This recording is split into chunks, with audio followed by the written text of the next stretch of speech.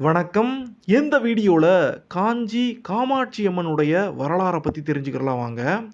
நமக்கு சின்ன வயசுல இருந்தே ஒரு 3 சாமிகளுடைய பேரானது சொல்லிக் குடுக்கப்பட்டிருக்கும். காஞ்சி காமாட்சி, மதுரை மீனாட்சி, காசி விசாலாட்சின்னு சொல்லுவாங்க. இதுல காசி விசாலாட்சி அம்மாவ நம்மள நெறைய பேரு போய் பார்த்துருக்கிறதுக்கு வாய்ப்பில்ல. ஆனா, காஞ்சியையும், மதுரையையும் இந்த 2 ஊரையுமே போய் பார்த்துருக்கோமா? அப்படின்னு சொல்லி கேட்டா கூட, இங்க தென்னாட்டு பக்கமா இருக்கக்கூடிய மதுரைக்கு கீழ இருக்கக்கூடியவங்க, மதுரை மீனாட்சிய பார்த்துருப்பாங்க, சங்கரன்கோயில் கோமதி அம்மாவ பார்த்துருப்பாங்க, நெல்லையப்பர் கூட இருக்கக்கூடிய காந்திமதி அம்மாவ பார்த்துருப்பாங்க. ஆனா, காஞ்சிக்கு வந்து இந்த காமாட்சி அம்மாவ பார்த்துருக்காங்களான்னு சொல்லி கேட்டா, அது ஒரு மிகப்பெரிய கேள்விக்குறியா இருக்கும். அதே மாதிரி தான் வடக்க இருக்கக்கூடிய மக்கள் நெறைய பேரு மதுரைக்கு வந்து மீனாட்சி அம்மாவை பார்த்துருக்காங்களா அப்படின்னு சொல்லி கேட்டா அதுவுமே ஒரு பெரிய கேள்விக்குறிதான். அப்படி இருக்கும்போது இந்த மதுரை மீனாட்சி அம்மா, காஞ்சி காமாட்சி அம்மான்னு 2 முக்கியமான பெண் தெய்வங்கள் நம்ம தமிழ்நாட்டுக்குள்ளேயே இருக்காங்களே, அவங்கள இந்த காமாட்சி அம்மாவுடைய முக்கியத்துவம் என்ன அப்படின்னு நிறைய பேருக்கு தெரியலனா கூட அவங்களுடைய உருவம் மட்டும் நமக்கு சின்ன வயசுல இருந்தே பரிச்சயப்பட்டிருக்கும். எப்படி மீனாட்சி அம்மா கையில கிளிய தாங்கிக்கிட்டு இருப்பாங்க அப்படின்னு நமக்கு தெரியுமோ, அதே மாதிரியே இந்த காமாட்சி அம்மா கையில ஒரு கரும்ப பிடிச்ச மாதிரி இருப்பாங்க அப்படின்னு நமக்கு தெரியும். அது மட்டும் இல்லாம இந்த காமாட்சி அம்மனுடைய வடிவத்துல நிறைய குறிப்பிட்டு சொல்லும்படியான விஷயங்கள் இருக்கும். நல்லா உத்து கவனிச்சு பார்த்தா தெரியும், இந்த காமாட்சி அம்மா 2 கால்களையும் மடிச்சு ஒரு பத்மாசன கோலத்துல இருப்பாங்க. ஏன் காமாட்சி அம்மா மற்ற அம்மன்களை போல சூலாயுதத்தை தாங்கி நிற்காம இப்படி கரும்பு வில்ல, அதுவும் ஒரு இரும்பு ஒரு மரத்தால் செய்யப்பட்ட வில்லு இல்லை உலோகத்தால் செய்யப்பட்ட வில்லுன்னு வச்சுக்காம கரும்பு வில்ல பிடிச்சிக்கிட்டு அதுலேயும் மலர்கணைகளை வச்சுட்டு உட்காந்துருக்கா அப்படின்னு மிகப்பெரிய கேள்வி வரும். அது மட்டும் இல்லாமல் இங்கே காஞ்சியில் இந்த காஞ்சிபுரம் காமாட்சி அம்மன் கோயில் மட்டும்தான் ஒரே அம்மன் கோயில், ஒரே அம்மன் சன்னதி இருக்கு. இது போக சுற்றி இருக்கக்கூடிய எந்த சிவன் கோயில்களுக்கு போனாலும் சரி, காஞ்சிபுரமே கோவில் நகரம்னு சொல்லுவாங்க. ஏகப்பட்ட கோயில்கள், ஏகப்பட்ட சிவன் கோயில்கள், ஏகப்பட்ட விஷ்ணு கோயில்கள் இருக்கக்கூடிய இந்த ஊர்ல அம்மன் கோயில் அப்படின்னு சொன்னா இந்த காமாட்சி அம்மன் கோயில் மட்டும்தான் இருக்கு. மற்ற கோயில்கள்ல எல்லா சிவன் கோயில்ல போய் பார்த்தோம்னா அங்க சாமிக்கு சிவபெருமானுக்குன்னு தனி சன்னதி இருக்கும், அதே மாதிரி அம்மனுக்குன்னு தனி சன்னதி இருக்கும். அப்படியே இல்லைனாலும் சிவபெருமானுக்கு பக்கத்திலேயே அம்மன் அந்த இடப்பாகம் வாங்கி நமக்கு கொடுப்பாங்க. அப்படியெல்லாம் இல்ல எந்த சிவன் கோயிலுக்கு போனாலும் அங்க சாமி தனியா தான் உட்கார்ந்திருப்பாரு. காஞ்சிபுரத்துல எத்தனை கோயில்கள்ல தேடி பார்த்தாலும் ஒரே தெய்வமாக இந்த ஊருக்கே ஒரே அம்மனாக இந்த காமாட்சி அம்மன் மட்டும் இந்த ஊர்ல இருக்காங்க. அப்படி பார்த்தா காமாட்சி அம்மனுக்கு ஒரு தனிச்சிறப்பு இருக்கு அப்படின்னு நம்ம புரிஞ்சுக்கலாம். ஆனா காமாட்சி அம்மனை போலதான் மதுரையில மீனாட்சி அம்மா இருக்காங்க, இன்னும் காசியில விசாலாட்சி இருக்காங்க, இன்னும் எத்தனையோ ஊர்களில் இருக்கக்கூடிய எத்தனையோ பெரிய அம்மன்கள் இருக்காங்க. அவங்கெல்லாம் இருக்கும்போது பக்கத்துல இருக்கக்கூடிய சிவன் கோயில்கள்ல மற்ற கோயில்கள்ல எல்லாம் அப்படி ஒரே சாமின்னு வச்சுக்கக்கூடிய வழக்கம் இல்லையே. ஒவ்வொரு கோயிலுக்கும் தனித்தனி அம்மன்கள் இருக்கும்போது ஏன் இந்த காஞ்சிபுரத்தில் இருக்கக்கூடிய அத்தனை சிவன் கோயில்களுக்கும் ஒரே அம்மன் ஒரே சிலையாக ஒரே தெய்வமாக காமாட்சி அம்மன் அவங்க கோயிலுக்குள்ள மட்டும் இருக்காங்க?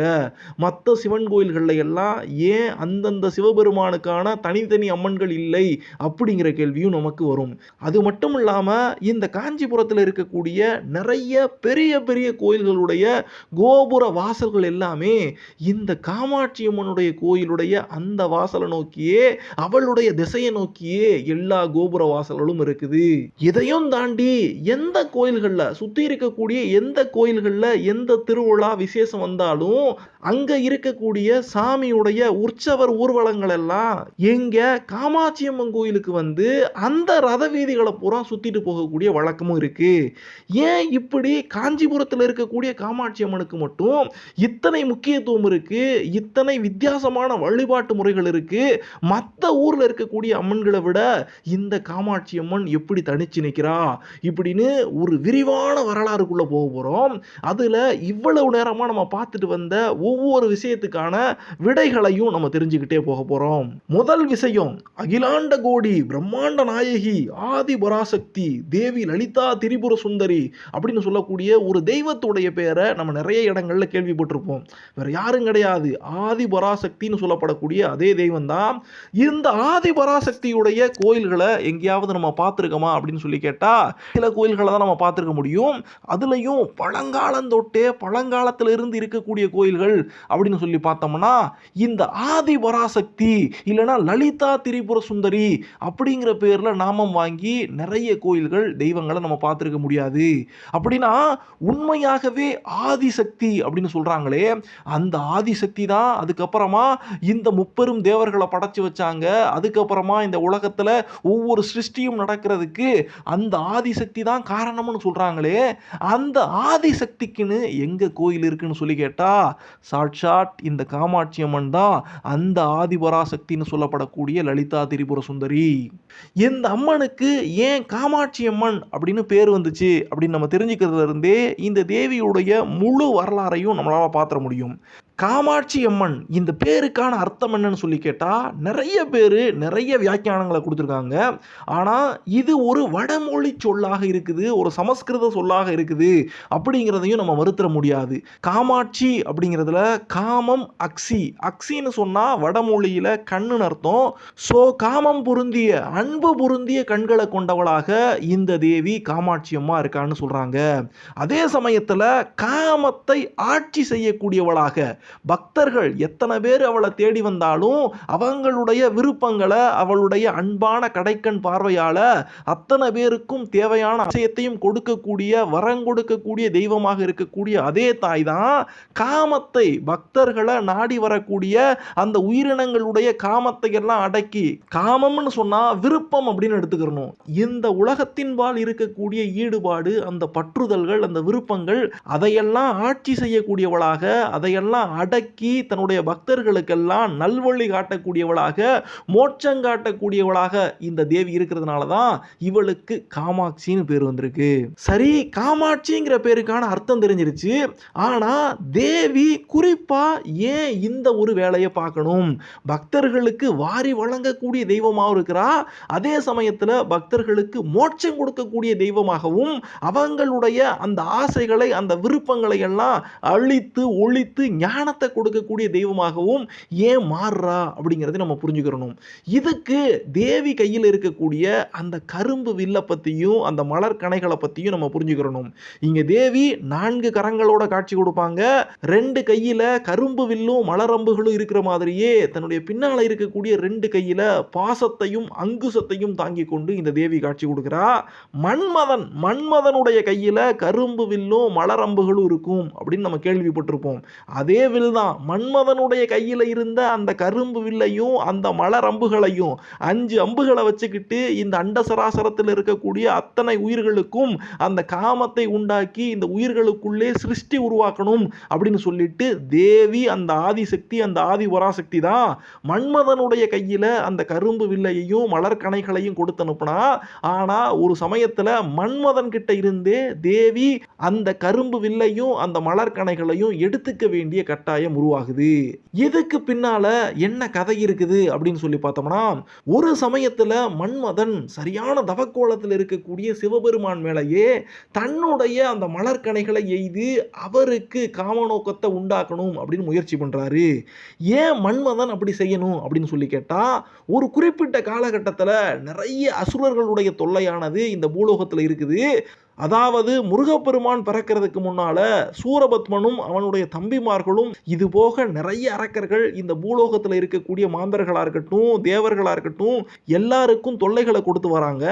அவங்களை அழிக்கிறதுக்காக தவக்கோலத்தில் இருந்து சிவபெருமானை மீட்டெடுக்கணும், அவரை மறுபடியும் தேவி கூட சேர்ந்து இந்த உயிர்களை எல்லாம் காத்து ரட்சிக்க வைக்கணும் அப்படின்னு சொல்லிட்டு தேவர்கள் எல்லாம் என்ன செய்யறாங்க, அவருடைய தவக்கோலத்தை கலைக்கிறதுக்கு மன்மதனை போய் அதுக்கான வேலைகளை பார்க்க சொல்றாங்க.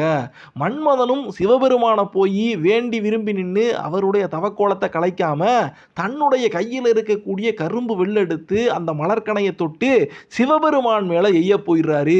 இதையெல்லாம் தெரிஞ்சுக்கிட்ட சிவபெருமான் தன்னுடைய நெற்றிக்கண்ணில் இருந்து அந்த தீ பிளம்புகளை உண்டாக்கி நம்முடைய மன்மதனை எரிச்சு போடுறாரு.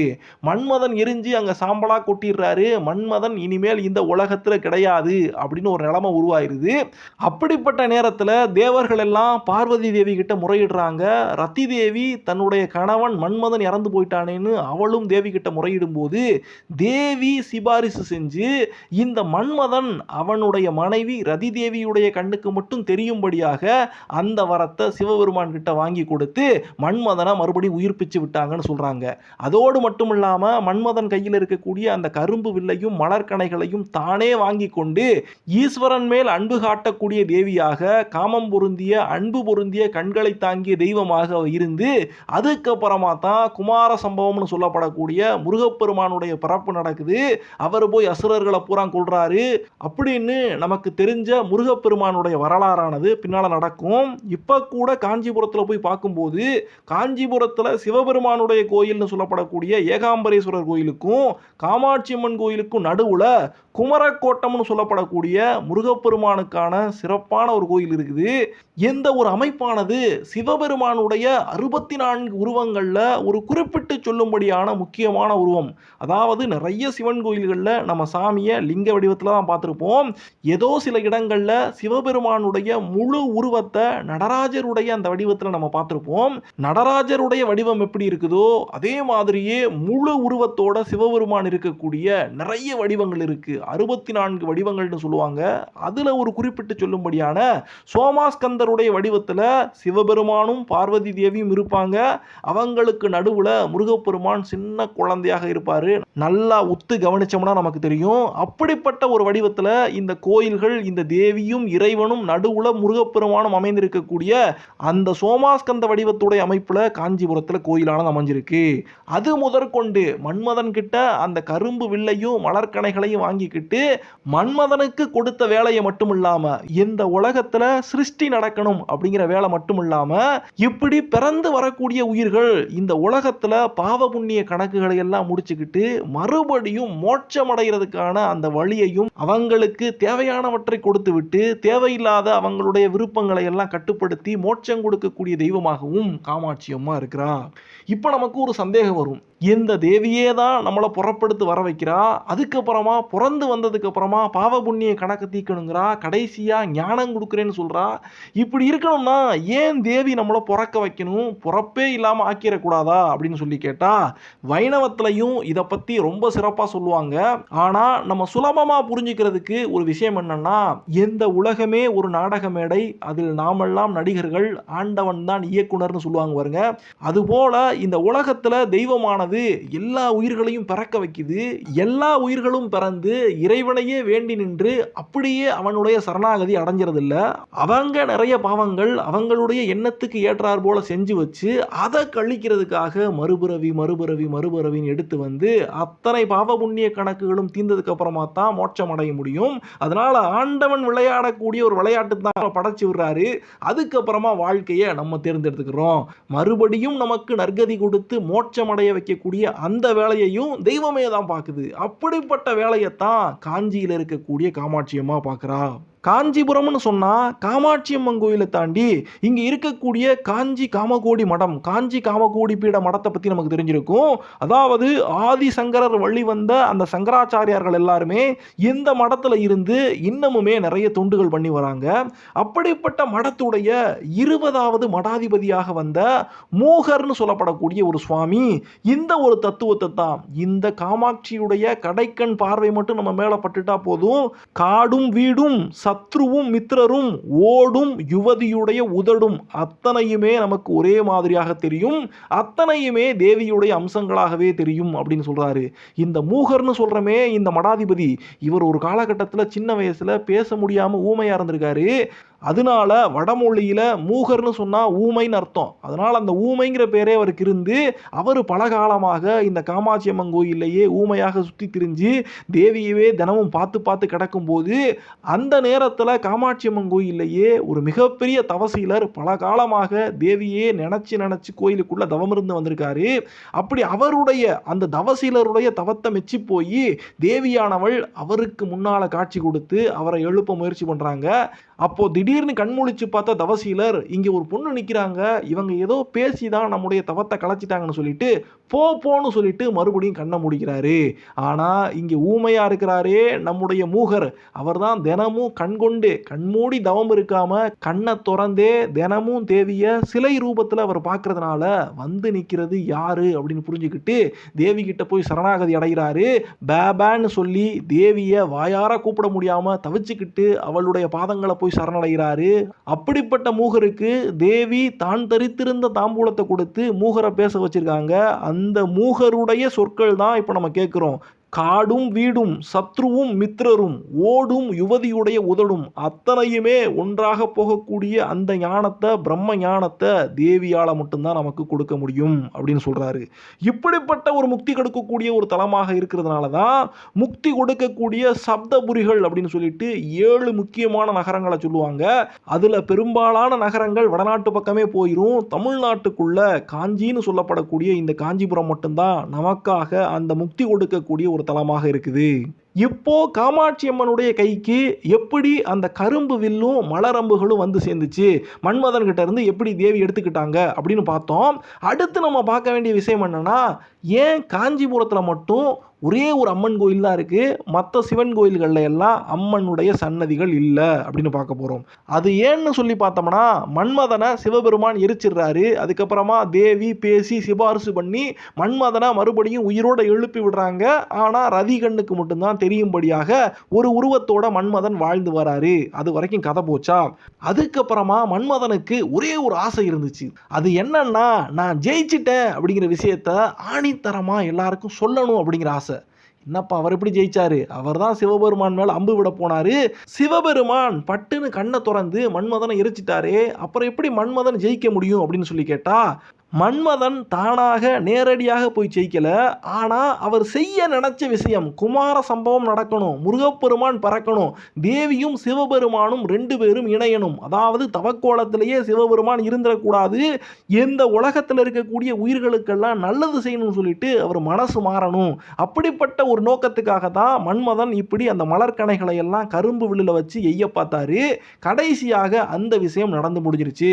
அதனால தான் வெற்றி பெற்று விட்டேன் அப்படின்னு சொல்லிட்டு நிரூபிக்கணுமேன்னு சொல்லிட்டு மன்மதன் கடையா கிடந்து தவிக்கிறாரு. அப்படி இருக்கும்போது யாருக்கிட்ட போய், சிவபெருமான் கிட்ட போய் சாமி நான் உங்களை ஜெயிச்சிட்டேன்னு சொல்ல முடியுமா? முடியாதே. அதனால தேவி கிட்டையே வந்து சேர்றாரு. தேவி கிட்ட போய் தவம் இருந்து தேவியுடைய அந்த கரிசனத்தால தான் தான் ஜெயிச்சிட்டேன் அப்படிங்கிற விஷயத்தை நிலைநாட்ட முடியும் அப்படின்னு தெரிஞ்சுக்கிட்டு எங்க வந்து தவம் இருக்கிறார்னா காஞ்சிபுரத்துக்கு வந்து தவம் இருக்கிறாரு. காஞ்சிபுரத்துல தான் அந்த அகிலாண்ட கோடி பிரம்மாண்ட நாயகி லலிதா திரிபுர சுந்தரின்னு சொல்லக்கூடிய நம்முடைய காமாட்சி அம்மா கோயில் வாங்கியிருக்கிறா. அவன் நினைச்சா தான் இதை சாதிக்க முடியும், நம்ம ஜெயிச்சோம்னு சொல்லிட்டு சிவபெருமானையும் ஒத்துக்க வைக்க முடியும், இந்த உலகத்தில் இருக்கக்கூடிய அத்தனை பேரையும் ஒத்துக்க வைக்க முடியும்னு சொல்லிட்டு இங்க வந்து தவம் இருக்கிறாரு. அவருடைய தவத்தை மெச்சி காமாட்சி அம்மாவும் மன்மதன் ஜெயிச்சிட்டாரு அப்படின்னு நிரூபிக்கிறதுக்காக இந்த உலகத்தில் இருக்கக்கூடிய அத்தனை கோயில்களில் இருக்கக்கூடிய அம்மன்களுடைய அந்த சக்தியை பூரா தனக்குள்ள இந்த காஞ்சிபுரத்தில் இருக்கக்கூடிய அந்த கருவறைக்குள்ள அந்த சன்னதிக்குள்ள பிளாகாசம்னு சொல்லுவாங்க. அதாவது இங்க கோயிலுக்குள்ள இருக்கக்கூடிய கருவறைக்குள்ள அத்தனை சக்திகளையும், அத்தனை அம்மனுடைய சக்திகளையும், ஏன் கைலாசத்திலேயே பார்வதி தேவி இருப்பாங்களே, அங்கேயுமே பார்வதி தேவி இல்லாம அத்தனையையும் இந்த காஞ்சிபுரத்துக்குள்ள இருக்கக்கூடிய கருவறைக்குள்ள தேவி இழுத்துக்கிறா. அதனால சிவபெருமானும் கைலாசத்துல இருக்கட்டும், இல்ல ஒவ்வொரு கோயில்ல இருக்கக்கூடிய அந்தந்த மூர்த்திகளா இருக்கட்டும், அவங்கெல்லாம் தன்னுடைய தேவியை காணமேன்னு சொல்லிட்டு புலம்பி தவிச்சு தேட ஆரம்பிச்சிட்டாங்க. அப்படியாக புராணத்துல சொல்லப்படுது. அது எப்படி சிவபெருமானுக்கு இங்க நடக்கக்கூடிய இந்த விஷயங்கள் எல்லாம் தெரியாதான்னு சொல்லி கேட்டா, அத்தனையும் தெரியும். இது தேவி காஞ்சி காமாட்சி ஆடக்கூடிய விளையாட்டுன்னு தெரிஞ்சுக்கிட்டே சிவபெருமான் ஒவ்வொரு தளத்திலையும் தன்னுடைய தேவிகளை காணமேன்னு சொல்லிட்டு அவர் பரிதவிச்சு சுத்துறதாகவும், அப்போ இப்படியே போனால் எல்லாமே சரிப்பட்டு வராதுன்னு சொல்லிட்டு பிரம்மதேவர் வந்து காஞ்சி காமாட்சி அம்மா கிட்ட வேண்டி விரும்பி கேட்கும்போது மறுபடியும் இந்த உலகத்தில் இருக்கக்கூடிய அத்தனை கோயில்களா இருக்கட்டும், மறுபடியும் கைலாசத்துக்காக இருக்கட்டும், சக்தி தேவி அவங்களுடைய சாநித்தியம் சாநித்தியத்தை அந்தந்த கோயில்களுக்கே அந்தந்த இடத்துக்கே திரும்ப அனுப்புனாங்க அப்படின்னு சொல்லப்படுது. ஸோ ஒரு ஒட்டுமொத்த பவர் சோர்ஸாக காஞ்சிபுரம் காமாட்சி அம்மன் கோயிலுடைய கருவறையிலிருந்து தான் மறுபடியும் அத்தனை கோயில்கள் இருக்கக்கூடிய அம்மனுடைய சக்திகளானது டிஸ்ட்ரிபியூட் பண்ணப்பட்டுச்சு. ஆனால் ஒரே ஒரு விஷயத்தை மட்டும் காமாட்சி அம்மா நிப்பாட்டிட்டாங்க. அது என்னன்னா, இந்த காஞ்சிபுரத்தில் இருக்கக்கூடிய அட்லீஸ்ட் எல்லா கோயில்களில் இருக்கக்கூடிய சக்தி தேவிகளையும் திரும்ப அனுப்பிட்டாங்க. ஆனால் காஞ்சிபுரத்தில் மட்டுமாவது தான் மட்டுமே இருக்க வேண்டும், மற்ற கோயில்கள்ல எல்லாம் அம்மனுக்கான சன்னதிகள் இருக்காம தான் மட்டுமே இங்கே இருந்து மன்மதனுக்கு அவங்க கொடுத்த அந்த வாக்கை காப்பாற்றுறதுக்காக தேவி ஒரு விளையாட்டு விளையாடினாங்க. அதனால தான் இப்போ வரைக்கும் காஞ்சிபுரத்தில் இருக்கக்கூடிய எந்த சிவன் கோயில்கள்லையும் தேவிக்கான சன்னதிகளே கிடையாது. அத்தனை கோயில்களுக்குமான ஒரே தேவியாக நடுவில் காஞ்சிபுரத்துடைய நடுவில் இருக்கக்கூடிய இந்த காமாட்சி அம்மனே இருந்து வராங்க. இப்போ அடுத்து ஒரு முக்கியமான வரலாறை பார்க்கணும். சரி, தேவி காமாட்சி அம்மா இங்கே இருந்தாங்க, மன்மதன் வந்து தவம் இருந்தார், அவருக்கு அவர் கேட்ட வரத்தை கொடுத்தாரு, மன்மதனை ஜெயிக்க வச்சாங்க, அதெல்லாம் சரி. ஆனால் முதல்ல கைலாசத்திலிருந்து வானலோகத்திலிருந்து எப்படி தேவி இங்கே பூமிக்கு இறங்கி வந்தாங்க, அதுவும் ஏன் காஞ்சிபுரத்துக்கு வந்து சேர்ந்தாங்க அப்படிங்கிற விஷயத்தை நம்ம பார்க்கணும். காஞ்சிபுரத்துக்கு தேவி வர்றதுக்கு ஒரு மிகப்பெரிய திருவிளையாடலானது கைலாசத்தில் நடந்துச்சு. ஒரு சமயத்தில் தேவியும் சிவபெருமானும் கைலாசத்தில் இருக்கும்போது விளையாட்டு போக்காக தேவி சிவபெருமானுடைய கண்ணை பொத்திட்டாங்க அப்படின்னு சொல்லப்படுது. அப்படி கண்ணை பொத்துனதுனால சிவபெருமானுடைய 2 கண்களும் தான் சூரியனும் சந்திரனும் அப்படின்னு நம்பப்படுது. இந்த உலகமே, இந்த அண்ட சராசரமுமே அந்த ஒரு நொடியானது இருட்டி போயிடுது. அப்படி இருட்டி போன அந்த விஷயத்தை புரிஞ்சுக்கிட்டு தேவி பட்டார்னு கையை எடுத்துடுறாங்க. எடுத்தாலும் தேவலோகத்தில் ஒரு நொடி பொழுது அப்படின்னு சொல்லும்போது பூலோகத்தில் எல்லாம் பல வருஷக்கணக்கான ஆண்டுகள் ஓடி போயிடும். இப்படி பூலோகத்தில் இருக்கக்கூடிய உயிர்கள் எல்லாம் பல வருஷங்களாக இப்படி இருள் சூழ்ந்து போய் கடந்துருச்சு அப்படின்னு சொல்லிட்டு சிவபெருமானுக்கு பார்வதி தேவி மேல ஒரு கோபம் உருவாகுது. அதனால பார்வதி தேவிக்கு சாபம் போட்டு பூலோகத்துக்கு போய் தன்னை நினைச்சு தவம் இருந்து வரணும் அப்படின்னு சொல்லிட்டு சாமி இறக்கி விட்டுறாரு. அதனால பூலோகத்தில் தேவி பரப்படுத்து பூலோகத்தில் முதல்ல கங்கை கரையில் பிறந்து அங்க அன்னபூரணியாக வளர்ந்து நிறைய பேருடைய பசிகளை எல்லாம் தீர்த்து வைக்கிறாங்க. ஆனாலும் மறுபடியும் சிவபெருமான் அந்த சாப விமோசனத்தை கொடுக்காதனால காஞ்சிக்கு வந்து சேர்ந்து அங்க கடுமையாக தவம் இருந்தாங்க, கம்பா நதிக்கரையில் தவம் இருந்தாங்க அப்படின்னு ஒரு மிகப்பெரிய வரலாறு போகும். எந்த ஒரு வரலாறானது சின்ன சின்ன மாற்றங்களோட நிறைய வெர்ஷன்ல சொல்லப்படும். அதுல என்னென்ன கதைகள் எல்லாம் சொல்லப்படுதுன்னா, இப்படி பூலோகத்துக்கு தேவி இறங்கி வரும்போது அவளுக்கு 2 நாளிகள்ல 2 படி நெல் அளந்து விட்டு பூலோகத்துக்கு போய் அறம் வளர்த்து வா அப்படின்னு சொல்லிட்டு தேவியை நம்முடைய சிவபெருமான் இறக்கி விட்டார்னோ. அப்படியாக தேவி வந்து பூலோகத்தில் 32 அரங்கள்னு சொல்லுவாங்க. அந்த 32 அரங்களையும் இறைவன் கொடுத்து அனுப்பின அந்த 2 நாளின் நெல்லை வச்சு 32 அரங்களையும் வளர்த்து அறம் வளர்த்த நாயகியாக நம்முடைய தேவி வாழ்ந்து வந்தாங்க. அந்த சமயத்தில் கம்பா நதிக்கரைன்னு சொல்றாங்க, இல்ல வேகவதி நதின்னு சொல்றாங்க, சில பேர் பாலாறுன்னு சொல்றாங்க. எது எப்படியோ கம்பா நதின்னு சொல்லப்படக்கூடிய அந்த நதியானது இப்போ நம்மளால பார்க்க முடியாது. அது அந்த காலகட்டத்தில் கங்கை நதியானது ஒரு சமயத்தில் கம்பா நதியாக இங்கே பெருக்கெடுத்து வந்துச்சு அப்படின்னு புராணத்தில் சொல்லப்படுது. ஆனால் காஞ்சிபுரத்தில் கம்பா நதிக்கரையில் தேவி இறைவனை ஒரு மணல் லிங்கமாக வச்சு கும்பிட்டு வந்து தவமிருந்து வந்தாங்க. அத்தோட சேர்ந்து அவர் கொடுத்த அந்த 2 படி நெல்லை வச்சு 32 அரங்களையும் வளர்த்து வந்தாங்க அப்படின்னு மட்டும் நிறைய இடங்கள்ல நமக்கு தகவல்கள் கிடைக்குது. இன்னும் சில கதைகளில் என்ன சொல்லப்படுதுன்னா, பூலோகத்துக்கு வந்து இறங்கின தாயார் முதல்ல காஞ்சிபுரத்துக்கு வந்து சேர்ந்துடல.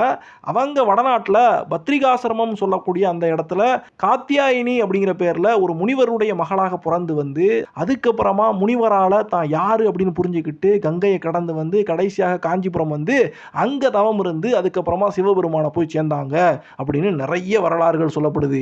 ஆனா தேவி வந்தாங்க, சிவபெருமானை நோக்கி தவம் இருந்தாங்க, மறுபடியும் சாப விமோசனம் வாங்கிக்கிட்டு கைலாசத்துக்கு போயிட்டாங்க அப்படின்னு கதையானது முடியல.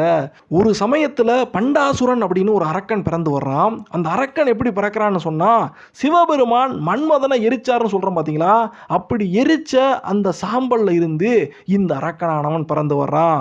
எரிஞ்சு கிடந்த அந்த சாம்பலை விநாயக பெருமான் விளையாட்டுத்தனமா எடுத்து பிடிச்சி வச்சு விளையாண்டாரு, ஒரு உருவத்தை அதுல வரைஞ்சிட்டாரு, அதுல இருந்து இந்த அரக்கன் பிறந்து வந்துட்டான் அப்படின்னு சில கதைகள் சொல்லப்படுது.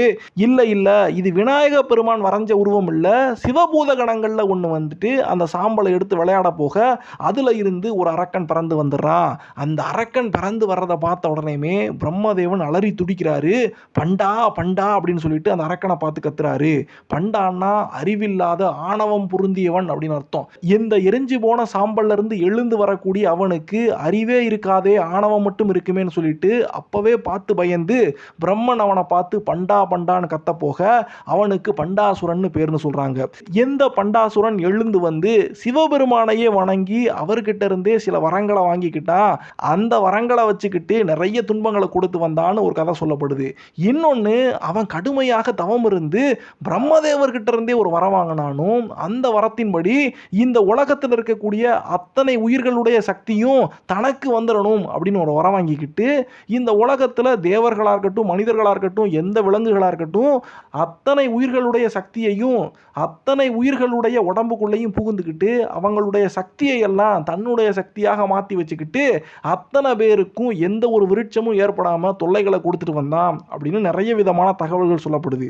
அப்படிப்பட்ட பண்டாசுரனை நரர், சுரர், அசுரர் அத்தனை பேரையும் ஆட்டி படைக்கக்கூடிய அந்த பண்டாசுரனை அழிக்கிறதுக்காக தேவர்கள் எல்லாரும் சிவபெருமான் கிட்ட போய் வேண்டுனாங்கன்னும், சிவபெருமான் இவனை இந்த அசுரனை அழிக்கணும் அப்படின்னு சொன்னா இவன் அத்தனை உயிர்களுடைய உடலுக்குள்ளேயும் புகுந்துகிட்டு இருக்கான், அதனால சக்தி தேவி இல்லாம அவனை அழிக்க முடியாது அப்படின்னு சொல்லிட்டு இவனை அழிக்கிறதுக்காக ஒரு ஜோதி புலம்பாக காஞ்சிபுரத்துல ஒரு குண்டத்தை வளர்த்து அதுல தானே ஜோதி புலம்பாக உருவாகி வந்து அந்த யாகத்தை தேவியோட சேர்ந்து, பார்வதி தேவியோட சேர்ந்து நடத்தி அதுக்குள்ள பிரம்மனா இருக்கட்டும், இந்த உலகத்தில் இருக்கக்கூடிய அத்தனை தேவதைகள், தேவர்களா இருக்கட்டும், உயிரினங்களா இருக்கட்டும், அத்தனை பேரையும் அந்த தீக்குள்ளேயே இறக்கி அவங்கள பூராத்தையும் அழிச்சு அதுக்குள்ள இருந்து பண்டாசுரனை வெளியே எடுத்து அதுக்கப்புறமா பண்டாசுரனுடைய வதம் நடக்கிறதுக்கு தேவியாலையும் நடத்தி கொடுத்து முடிச்சாருன்னு சொல்றாங்க. அதாவது ஆண்டவன் இந்த பண்டாசுரனை வதைக்கிறதுக்காக தானே இங்க இந்த காஞ்சிபுரத்துல ஒரு வேள்வி தீயாக உருவாகிறாரு. அவரே வேள்வி தீக்கு எண்ணெய் ஊத்தி நெய் ஊத்தி அவரே வழக்கவும் செய்கிறாரு. அவரே தேவியையும் கூட்டு வந்து அவனை அழிக்க வச்சாரு. இப்படிப்பட்ட ஒரு விஷயம் நடந்ததுனால தான் இந்த காஞ்சிபுரத்துக்கு கச்சி மயான தலம், மயான லிங்க சேத்திரம் அப்படின்னு சொல்லிட்டு ஒரு பேர் இருக்குன்னு சொல்லப்படுது. அதே சமயத்தில் இந்த தேவி, நம்முடைய பார்வதி தேவி எப்படி பண்டாசுரனை அழிச்சாங்க அப்படின்னு இன்னொரு விதமான கதை என்ன சொல்லப்படுதுன்னா, தேவியை நோக்கி தேவியால் மட்டும்தான் அவனை அழிக்க முடியும் அப்படின்னு சிவபெருமான் சொல்லும்போது இங்க ஒரு செண்பக மரத்தில் கிளி ரூபம் கொண்டு ஒரு சமயத்தில் ஆண்டவனை நோக்கி தேவியானவள் தவம் இருந்து வந்திருக்கா காஞ்சிபுரத்தில்.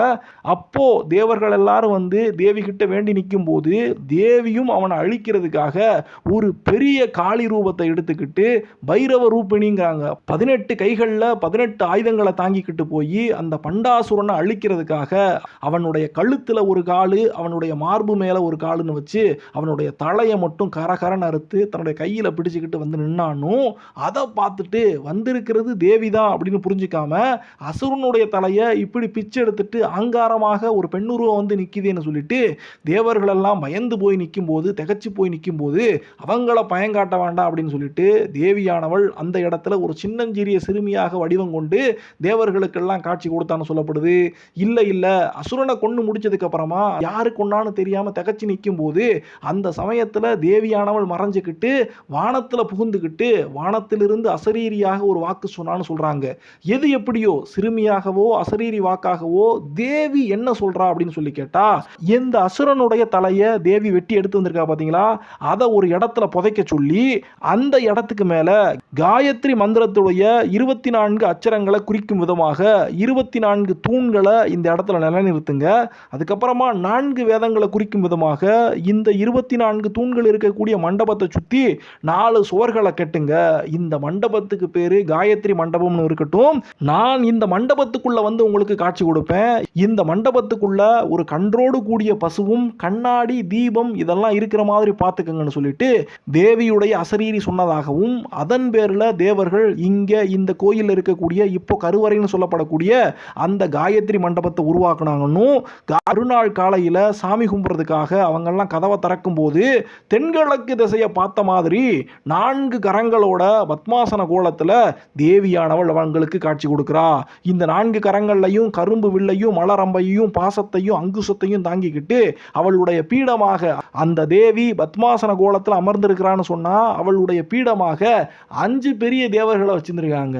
பிரம்மதேவர், விஷ்ணு, ஈஸ்வரன், ருத்ரன், சதாசிவன் சொல்லப்படக்கூடிய 5 தேவர்களையும் தன்னுடைய பீடமாக ஆக்கி அதுக்கு மேல தேவி பத்மாசன கோலத்தில் அமர்ந்திருந்தாங்கன்னு சொல்லப்படுது.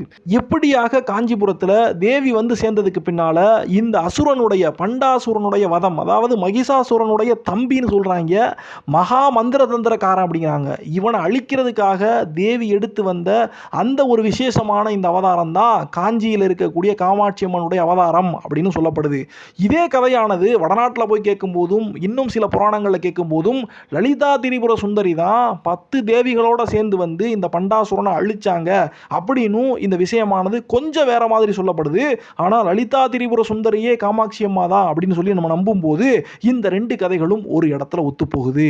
இந்த கோயில்ல இப்ப நம்ம பார்க்கக்கூடிய தேவியுடைய சிலையானது துர்வாச முனிவரால் பிரதிஷ்டை பண்ணப்பட்டுச்சு அப்படின்னு நம்புறாங்க. அந்த துர்வாச முனிவருக்கு இந்த காமாட்சி அம்மன் கோயில்ல சன்னதி இருக்குது. ஆனா இதுல முக்கியமான விஷயம் என்னன்னா, துர்வாசர் இந்த கோயில்ல சாமிக்கான சன்னதியை உருவாக்கினாரு. இருந்தாலும் தேவி பிளாகாசம்னு சொல்லப்படக்கூடிய பாதாளத்திலிருந்து இந்த கருவறையிலிருந்து தானாகவே உதிச்சு வந்தவ, தாந்தோணி சுயம்பாகத்தான் முதல்ல பிறந்து வந்தவ அப்படின்னு இங்க திண்ணமாக நம்பப்படுது. இந்த காயத்ரி மண்டபம்னு சொல்லி தேவர்கள் எல்லாரும் அந்த 24 தூண்களை வச்சு கட்டி உருவாக்குறாங்கன்னு சொன்ன பாத்தீங்களா, அந்த மண்டபத்துக்கு கீழே இருந்து தான் தாய் வந்திருக்கா. ஏன்னா கதவெல்லாம் திறக்கப்படல, சுத்தியும் சுவர்கள் கட்டப்பட்டு 24 தூண்களோட காட்சி கொடுக்கக்கூடிய அந்த மண்டபத்துக்குள்ள தேவி பாதாளத்திலிருந்து ஒரு வளைப்புற்றிலிருந்து சுயம்புவாக தோன்றி வந்தாள்னு சொல்லுவாங்க. அப்படிப்பட்ட தேவி காயத்ரி மண்டபத்துக்கு கீழே இருந்து வந்ததுனால எப்படி சாமிக்கான அந்த முக்கியத்துவமானது காயத்ரி மண்டபத்துக்கு மேலே இருக்கக்கூடிய கருவறையில் இருக்கக்கூடிய அந்த சிலைக்கு இருக்குதோ அதே மாதிரியே கீழையும் இருக்குது. சாமி கீழையும் இருக்கிறா. அப்படிங்கிறதுனால தான் நிறைய பேர் விஷயம் தெரிஞ்சவங்க அந்த காயத்ரி மண்டபத்தில் நின்று சாமி கும்பிட மாட்டாங்க, உட்கார்ந்தே சாமி கும்பிடுவாங்க அப்படின்னு ஒரு முக்கியமான விஷயத்த சொல்றாங்க. தங்க விமானத்துக்கு கீழே 4 கைகளோட அபய வரத முத்திரை இல்லாம, நல்லா புரிஞ்சுக்கிறணும், அபயம் கொடுக்கக்கூடிய, அடைக்கலம் கொடுக்கக்கூடிய, ஆவென்று அலறி துடிச்சு வரக்கூடிய அந்த பக்தர்களுக்கு, அந்த உயிர்களுக்கெல்லாம் அடைக்கலம் கொடுக்கக்கூடிய அபய முத்திரையையும் தன்னுடைய கையில காட்டல. வரத முத்திரைன்னு சொல்லக்கூடிய வரம் கொடுக்கக்கூடிய, வாரி வழங்கக்கூடிய அந்த முத்திரையையும் தேவி காட்டல. ஆனா தன்னுடைய 4 கைகள்லையும் 4 ஆயுதங்களை தாங்கி காட்சி கொடுக்கக்கூடிய இந்த தேவி தன்னுடைய கண்ணால, அவளுடைய கடைக்கண் பார்வைப்பட்டாலே போதும் நமக்கு அத்தனை விஷயங்களும் நம்ம தேடி வந்த, நம்ம கேட்டு வந்த அத்தனை செல்வங்களும் கிடைக்கும், அதே சமயத்தில் ஞானமும் கிடைக்கும் அப்படின்னு சொல்லிட்டு ஒரு மிகப்பெரிய சிறப்பானது இந்த கோயிலில் சொல்லப்படுது. இந்த தேவியுடைய கருவறைக்குள்ளேயே ஒற்றை காலில் தவம் புரியக்கூடிய இன்னொரு தேவியுடைய சிலையையும் நம்ம பார்க்க முடியும். எப்படி சங்கரங்கோயிலில் கோமதி அம்மா ஒற்றை காலில் தவம் இருந்து ஈஸ்வரனுடைய அந்த காட்சியை பார்த்தாலோ, தபசு காட்சியை பார்த்தாலோ, அதே மாதிரியே ஆண்டவனை சேர்றதுக்காக காமாட்சி அம்மாவும் ஒற்றை காலில் ஊசி முனையில் தவம் பண்ணாங்க அப்படின்னு சொல்லும் விதமாக தேவியானவள் தவம் இருக்கக்கூடிய அந்த ஒரு சிலையும் இந்த கருவறைக்குள்ளேயே நம்மளால் பார்க்க முடியும். அது மட்டும் இல்லாமல் 51 சக்தி பீடங்களில் ஒரு சக்தி பீடமாக இந்த காஞ்சிபுரத்தில் இருக்கக்கூடிய கோயிலை தந்திர சூடாமணி அப்படிங்கிற அந்த புத்தகமான சொல்லுது. அதாவது சதி தேவியுடைய அந்த காலகட்டத்தில் சதி தேவி தக்ஷனுடைய யாகத்துக்கு போய் அங்கே அவமானப்படுத்தப்பட்டு அதனால அவனுடைய யாகத்தீயிலேயே விழுந்து இறந்ததுக்கு அப்புறமா சிவபெருமான் இறந்து போன சதி தேவியுடைய உடலை மறுபடியும் தூக்கி அங்கு தாண்டவம் ஆடும்போது 51 இடங்கள்ல தேவியுடைய அந்த உடலுடைய பாகங்களானது விழுந்து போகும் அப்படின்னு சொல்லுவாங்க. அதாவது குறிப்பா உயிர்களுடைய சிருஷ்டியெல்லாம் நடக்கக்கூடிய அந்த தொப்புள் விழுந்த இடமாக இந்த 51 சக்தி பீடங்கள்ல ஒரு பீடமாக இந்த கோயிலும் இருக்கு அப்படின்னு சொல்றாங்க. இந்த கோயில்ல ஒரு முக்கியமான விஷயம் என்னன்னா, எல்லா கோயில்கள்லையும் சக்கரங்களை, எந்திரங்களை எல்லாம் பிரதிஷ்டை பண்ணிட்டு அதுக்கு மேல பீடம் கட்டி அதுக்கு மேலதான் சாமியை பிரதிஷ்டை பண்ணுவாங்க.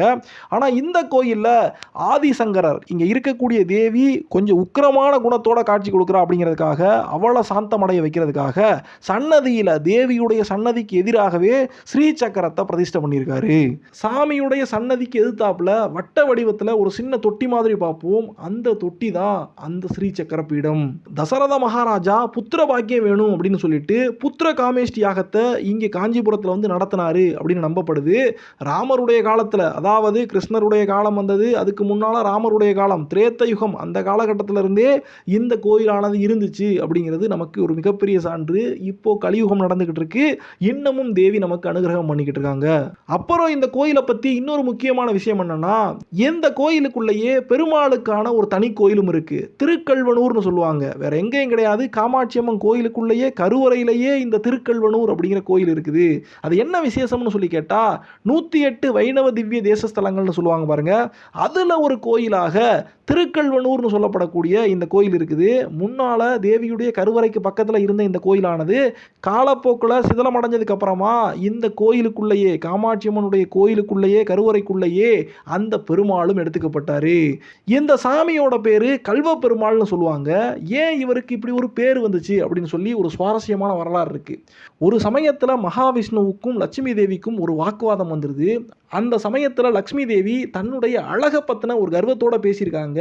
கருமை நிற கண்ணனை விட, விஷ்ணுவை விட தான் தான் அழகில் சிறந்தவள் அப்படிங்கிற மாதிரி அந்த தேவி பேசுறாங்க. அதனால கோவப்பட்ட விஷ்ணு பரமாத்மா ஒரு சாபத்தை கொடுத்து தேவியை இந்த பூலோகத்துக்கு இறக்கி விட்டுறாரு. அப்படி மகாலட்சுமி தேவி இறங்கி வரும்போது சாப விமோசனம் என்னன்னா, இந்த உலகத்துல எந்த இடத்துல போய் தவம் பண்ணா ஒரு முறை தவம் பண்ணாலே 1000 முறை தவம் பண்ணின அந்த பாக்கியம் கிடைக்குமோ அப்படிப்பட்ட இடத்துல போய் தவம் பண்ணுங்க அப்படின்னு சொல்லிட்டு மகாலட்சுமி தேவியை அவர் அனுப்பி வைக்கும்போது அவங்க காஞ்சிபுரத்துல காமாட்சி அம்மனுடைய இந்த ஆலயத்துல தவம் செஞ்சு அதுக்கப்புறமா சாப விமோசனம் வாங்கினாங்கன்னு சொல்லப்படுது. இதுல முக்கியமான விஷயம் என்னன்னா, என்ன சாபம் வாங்கினாங்க அப்படிங்கிறது தான்.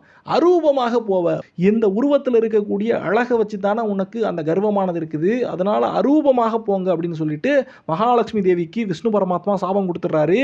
இங்க தேவி தங்கி இருந்து அவங்க மறுபடியும் வேண்டி விரும்பி அந்த சாப விமோசனத்தை அடையும் போது இன்னமுமே மகாலட்சுமி தேவி அழகு கூடி போயிருக்கிறாங்க.